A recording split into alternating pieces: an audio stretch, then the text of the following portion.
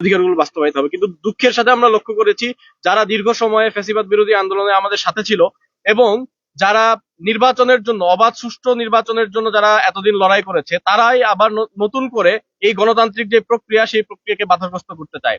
আমরা স্পষ্ট করে বলতে চাই যে যারা গণতান্ত্রিক প্রক্রিয়াকে বাধাগ্রস্ত করতে চায় দেশ এবং জাতি তাদের হাতে অনিরাপদ।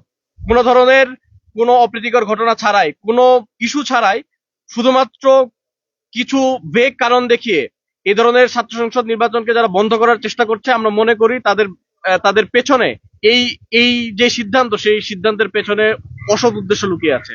আমরা সকলকে সতর্ক করতে চাই যে সকলে সতর্ক থাকবেন। বিশেষত আমরা শাহজালাল বিজ্ঞান ও প্রযুক্তি বিশ্ববিদ্যালয়ের শিক্ষার্থীদের জানাতে চাই ঢাকা বিশ্ববিদ্যালয় কেন্দ্রীয় ছাত্র সংসদ এবং আমরা অন্যান্য ছাত্র সংসদগুলোর সাথে কথা বলেছি, প্রত্যেকেই আমরা আপনাদের সাথে আছি। আপনারা আপনাদের অধিকারের বিষয়ে সোচ্চার হবেন, আমরা আপনাদের সাথে আছি এবং বাংলাদেশের ছাত্র সমাজ আপনাদের সাথে আছে। যেই তারিখে সাকসু নির্বাচন হওয়ার কথা ছিল আমরা দৃঢ়ভাবে এই প্রত্যয় ব্যক্ত করতে চাই সেই তারিখেই সাকসু নির্বাচন অনুষ্ঠিত হতে হবে। ধন্যবাদ সবাইকে। ধন্যবাদ ডাক্তার এজিএস মহিউদ্দিন খানকে এ পর্যায়ে কথা নিয়ে আসার জন্য অনুরোধ করছি। আপনারা জানেন এর পূর্বেও সাকসু নির্বাচন স্থগিত করার সিদ্ধান্ত দিয়েছিল নির্বাচন কমিশন। তারই পরিপ্রেক্ষিতে ডাকসুর পক্ষ থেকে ডাকসুর ভিপি জনাব সাদিক কায়েম, ডাকসুর এজিএস জনাব মহিউদ্দিন খান, ডাকসুর কার্যনির্বাহী সদস্য মিফতাহুল মারুফ সহ আমাদের একটি প্রতিনিধি দল নির্বাচন কমিশনের সাথে সাক্ষাৎ করে দাবি জানালে এবং শাহজালাল বিজ্ঞান ও প্রযুক্তি বিশ্ববিদ্যালয়ের শিক্ষার্থীদের তীব্র গণ আন্দোলনের মুখে তারা নির্বাচনের পুনরায় যথাসময়ে নির্বাচন অনুষ্ঠিত হবে ঘোষণা দিতে বাধ্য হয়েছিল।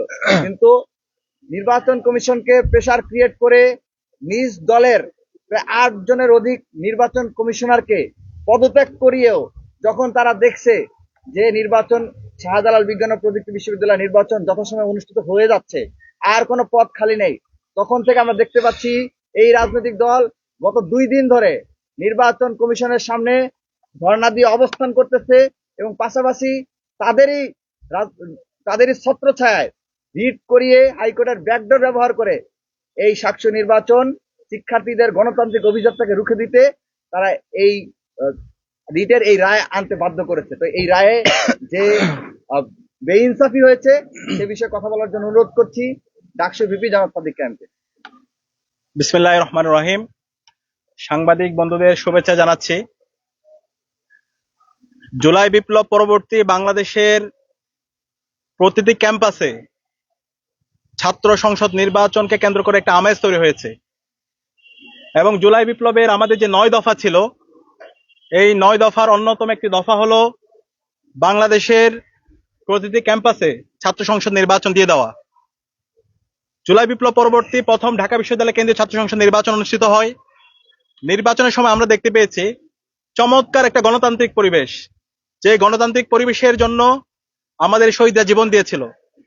সকল প্রার্থীরা আমরা একসাথে একই টেবিলে বসেছিলাম, একই সাথে আমাদের মধ্যে ডায়ালগ করেছি, ডিবেট করেছি। বিশ্ববিদ্যালয় নিয়ে আমাদের স্বপ্ন কি, আমাদের ভাবনা কি, চিন্তা কি, বাংলাদেশ নিয়ে আমাদের ভাবনা কি, এই সকল ভাবনাগুলো আমরা পরিষ্কার করেছি এবং এর মাধ্যমে সারা দেশব্যাপী চমৎকার একটা গণতান্ত্রিক সৌন্দর্যের বার্তা আমরা দিতে পেরেছি। এবং ডাকসু নির্বাচন পরবর্তী বাংলাদেশে আরো 5টি ক্যাম্পাসে ছাত্র সংসদ নির্বাচন অনুষ্ঠিত হয়েছে, চাকসু, জাকসু, রাকসু, জকসু, এবং প্রত্যেকটা নির্বাচন খুবই সুস্থভাবে হয়েছে। শিক্ষার্থীরা দীর্ঘদিন ধরে গত 16 বছরে বাংলাদেশে যে গণতন্ত্রহীনতা ছিল, আমাদের যে অধিকার ছিল না, সে অধিকার আমরা নতুন ভাবে আমরা ফিরে পেয়েছি এবং আমরা শিক্ষার্থীদের উচ্ছ্বাস দেখতে পেয়েছি। এই নির্বাচনগুলোর মাধ্যমে বাংলাদেশে কোনো দল অথবা কোনো বর্গের বিজয় হয়নি, এর মাধ্যমে গণতন্ত্রের বিজয় হয়েছে। আমরা শিক্ষার্থীদের যে উচ্ছ্বাস দেখতে পেয়েছি সে উচ্ছ্বাস দেখে সারা দেশব্যাপী একটা নতুন চমৎকার একটা বার্তা আমরা দিতে পেরেছি। এই ধারাবাহিকতায় আমাদের আরো ক্যাম্পাসগুলোতে নির্বাচনের তারিখ ঘোষণা হয়েছিল। শাহজালাল বিজ্ঞান ও প্রযুক্তি বিশ্ববিদ্যালয় ছাত্র সংসদ নির্বাচনের তারিখ ঘোষণা হয়েছিল, পরপর অনেকবার পিছানোর পরে সর্বশেষ 20 জানুয়ারি ফাইনাল তারিখ নির্ধারণ করা হয়।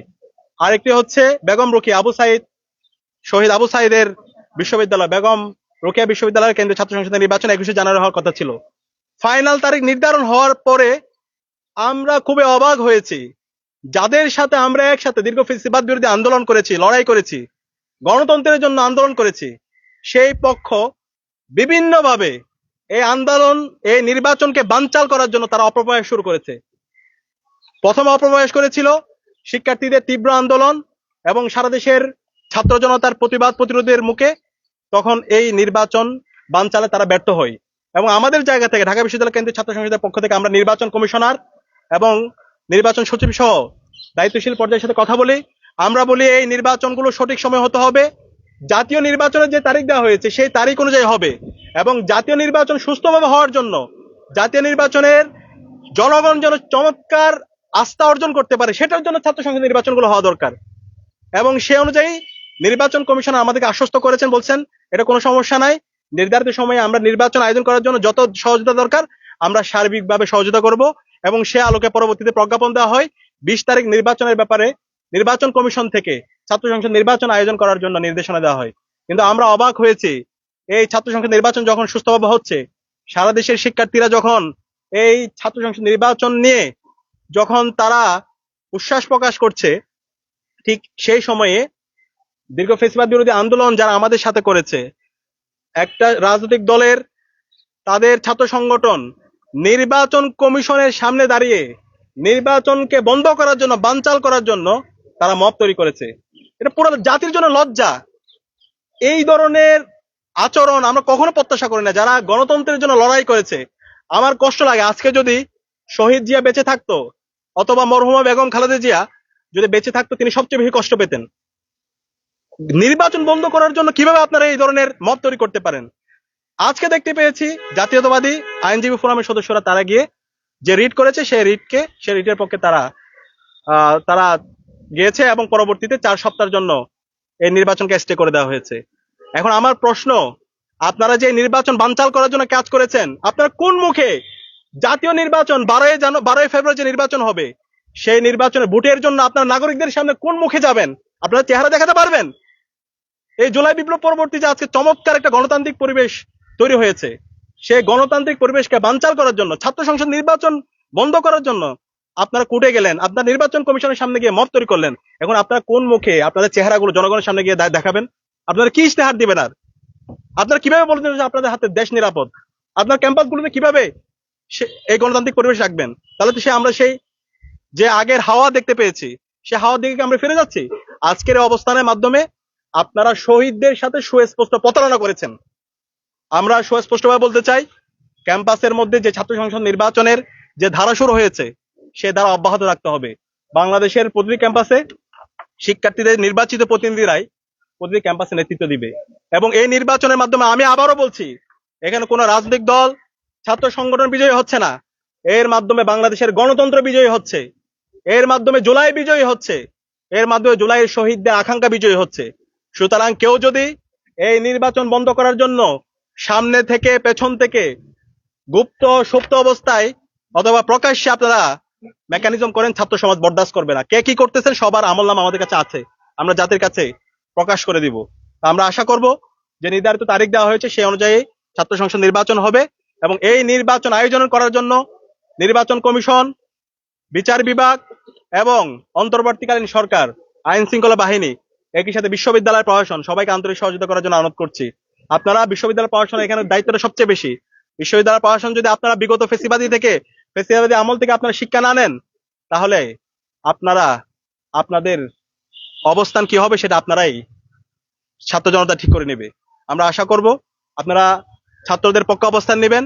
অন্তর্বর্তীকালীন সরকারকে অনুরোধ করব এই জায়গায় দায়িত্বশীল আচরণ করার মাধ্যমে, সঠিক সময়ে নির্বাচন হওয়ার মাধ্যমে, শিক্ষার্থীদের নির্বাচিত প্রতিনিধির মাধ্যমে বাংলাদেশে গণতান্ত্রিক ধারার যে ধারা শুরু হয়েছে গণতান্ত্রিক চর্চার, সে ধারা অব্যাহত রাখতে আপনারা আন্তরিকভাবে সহযোগিতা করবেন। আর তার যদি ব্যর্থ হয়, দেশের মুক্তিকামী ছাত্র জনতাকে সাথে নিয়ে আমরা সারা দেশব্যাপী দুর্বার আন্দোলন গড়ে তুলব।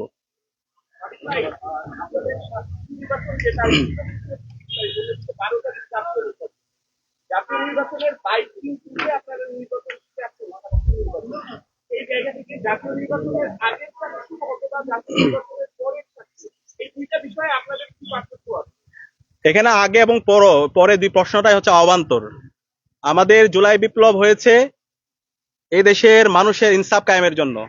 এদেশের যে প্রতিষ্ঠানগুলো আছে সেই প্রতিষ্ঠানগুলো যেন সঠিকভাবে ফাংশন করে, কারো দ্বারা কোনো ব্যক্তির মাধ্যমে প্রভাবিত হয়ে কোনো রাজনৈতিক দলের মাধ্যমে প্রভাবিত হয়ে যেন কোনো সিদ্ধান্ত না হয়। তো যে গণতান্ত্রিক ধারা শুরু হয়েছে, নির্ধারিত সময় নির্বাচন হওয়া, সে নির্বাচন তো নির্ধারিত সময় হবে, সুতরাং পরে যাওয়ার তো কোনো সুযোগে নেই। এটা পরে যাওয়া মানে এটা প্রমাণ করে বাংলাদেশের সে আগের যে ফেসিবাদী কাঠামো এখনো এক্সিস্ট করতেছে, আমরা এটা ধরে নিব। সুতরাং এই ফেসিবাদী কাঠামো আমরা এই বাংলাদেশে সহ্য করবো না। সঠিক সময় নির্বাচন হবে, এবং এই জায়গায় আমরা অনুরোধ করবো ফেসিবাদ বিরোধী সকল রাজনৈতিক দল, ছাত্র সংগঠন, ইন্টারিম, নির্বাচন কমিশন সবাই আমাদেরকে সহযোগিতা করবে।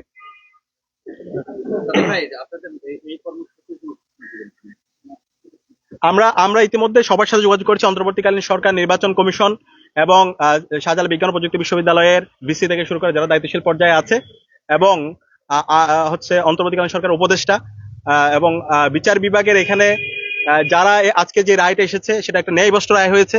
জজ করে যাওয়ার পরে এটাকে ডিলে করা হয়েছে।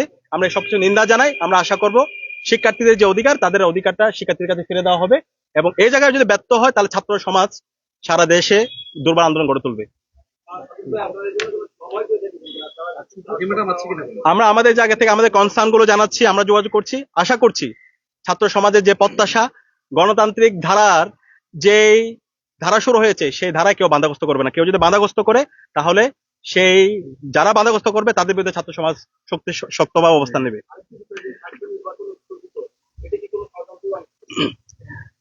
এর সাথে যারাই জড়িত আছে এটা নিজেদের ক্ষতি করছেন, এবং আমরা আশা করব আগামী 12 ফেব্রুয়ারি যে জাতীয় নির্বাচন হবে, এই ষড়যন্ত্রের সাথে যারাই জড়িত তাদের বিরুদ্ধে এই দেশের ছাত্র জনতা এবং দেশের সর্বস্তরের নাগরিকরা তাদের বিরুদ্ধে অবস্থান নেবে, এবং সেদিন তাদের রায়ের মাধ্যমে এই ষড়যন্ত্রের প্রতিবাদ তারা তাদের অবস্থান পরিষ্কার করবে। যেহেতু হাইকোর্টে একটি রায় হয়েছে, সেই জায়গা থেকে এই রায়ের অবশ্য আইনিভাবে কাজ চলমান আছে।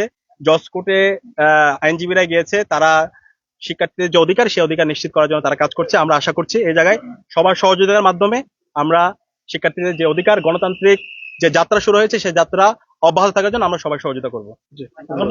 ধন্যবাদ। Thank you. এটা আমরা সফট কপি দিয়ে দেবো, এটা দিও না। আমরা প্রেস রিলিজের সফট কপি আপনাদেরকে পাঠিয়ে দেবো।